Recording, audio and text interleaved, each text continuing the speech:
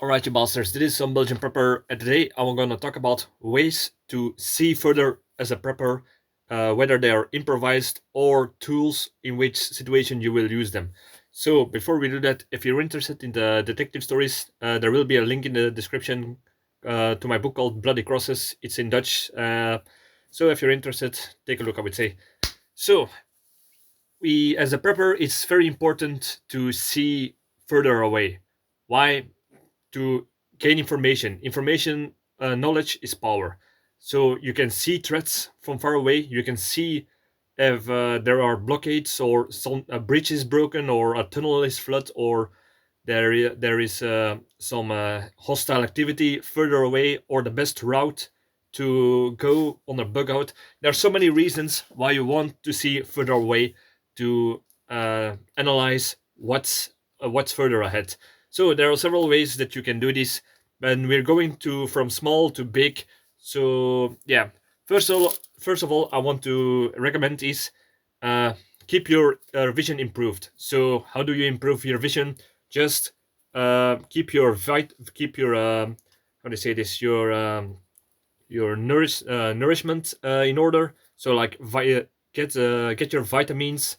For example, these are some vitamin tablets. So if your vitamins are in order, your vision will be better than when you're deprived. So during a survival situation, it's good to find plants or have vitamin tablets, multivitamin tablets, by the way, to keep your body in order so your vision is not impaired, and that way that's already a very good help. Second thing you can do, and this is what they call the 2020 uh, uh, test, I think it's called, and that is how does it go again? To keep your eyes in order. So after every 20 minutes, you have to look 20 feet away for 20 seconds to keep your eyes in order, so that they will not be strained or not get tired. So that's something that you also can do, and yeah, in daily life to keep your vision ahead.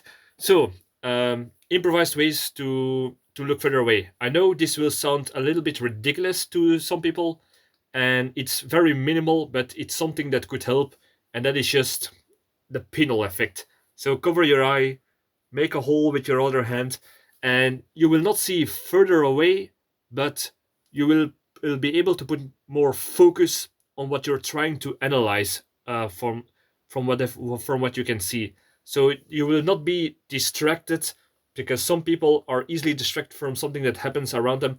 So with this way, you make the vision of the field of your vision smaller, and you can concentrate better on what you're trying to look. And it's called the pinhole effect. So yeah, the same thing you can apply to if you get some sort of tube. It could be a toilet paper roll. It could be something like this from aluminum foil, and that way it's the same thing. You look through a smaller hole. Your vision is smaller, and you can focus better on what you're trying to see. You don't see further away, but it's a way to analyze something that you try to observe.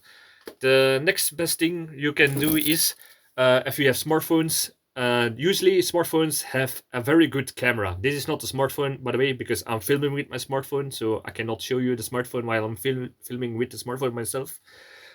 So, if you got a cell phone with a good camera, you can try to zoom in with the camera function, and that way you can also see further away and perhaps take a picture if it's possible and analyze the picture, so you don't always have to stay still, because every small movement, the further away you go, can be a little bit more blurry. So that's something that you need to take in account. But in an improvised situation, you can use your cell phone to look further away with the zoom function. The next thing I would advise is, and it is more for a bug out scenario, and it is my grandfather's. It's not a binocular; it's a monocular. So if you can see, just something that you can use to look from a certain distance. In this case, it's I forgot how much zoom it has, but I can see from far away some.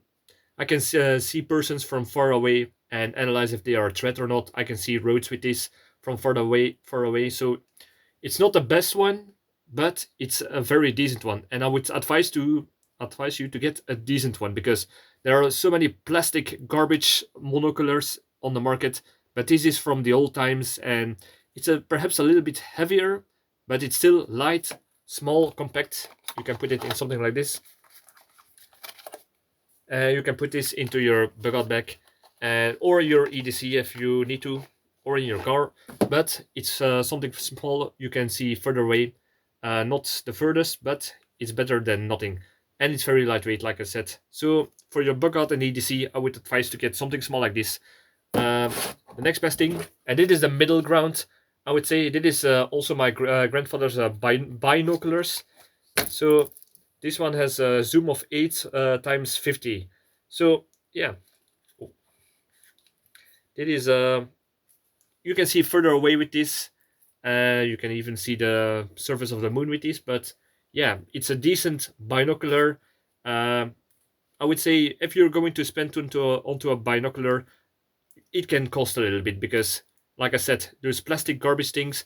The moment you drop them, then they will break. If they are very cheap, moisture can get into the cracks, and they will get into your lens, and that will make it a little bit blurry with all the water inside of it, or condition, or mist, or whatever moist will get into there. So yeah, I would advise to get don't skip out of this. And what I also want to tell you is, this is something, like I said, something in between. It's, you can take it on your bug out, but I would advise, if you're going to take something like this, use it more if you're in a group. So you can distribute the weight of everything that you carry, and one person, usually the one in front, to keep an eye on, to be alert, and to tell the directions to the other ones in the bug out group, or um, the how do you say this, the MAC, mutual assistance group. Yes, this is what I'm talking about. So yeah, one person can carry this, but if you're alone, I would advise to carry more something small like this. But if you're in the group, this is very handy. And yeah, I would advise to take one of these, because with the sling on top of it, so you don't always have to take out your packets. You open your bag and get this out. It's a little bit heavier. I would say it's like 750 grams. I would say it's still a lot of weight to put in your bug out bag if you're on a solo bug out, I would say. So yeah, but it's also handier if you're in a bug in scenario, so you can see further away, and you can use your windows or the area to get a more stable vision, field of vision, to see what's going on around your bug in location. So now we're going to the big boy, and that is one of these spotter scopes. So yeah, this is something that you probably have seen in sniper movies. That is one hell of a beast of a monocular. If you can see, that is the lens to look through, and it's almost like a camera, and you can see very far away with this. Oh. But the thing is, like you see, it's very big. It's also a little bit clumsy, but yeah, for a bug-in scenario or an observation mission, I would say this is perfect. But you have to do it if you're going to be in a how do you say this, in an immobile situation. With this, you can be very mobile, but with this, you have to. It's more for observation and for guarding duties, I would say. So yeah, I would say. If some people will say, yeah, it's still small enough that you can just put this in your bug bag, but it's a little bit heavy, it's a little bit bulky, clumsy to carry. But if you can see, you can also detach it, and you can carry it like this in two parts. But like I said, it's a little bit heavy and bulky, and you would only use it in stationary positions, like a bug-in scenario, or for a long-term guarding mission. If you're in a bug-out scenario, like if you have a semi-permanent camp or something, perhaps then you can keep roads on or the fields in keep them into your eyes, I would say. So yeah, perhaps that way, and they are a little bit expensive depending on the models, because this is one of those surplus models, so they have been used, they have some scratches, but they're still working fine. But yeah, a new one these days can be very, very expensive, and you have to be very carefully about maintaining them, because like you can see, you don't want to get scratches on this one, because the smallest scratch can impair your field of vision. And if you can see, I have camouflaged this a little bit, so yeah, so I can observe animals during a hiking. So yeah, that's also a little bit handy.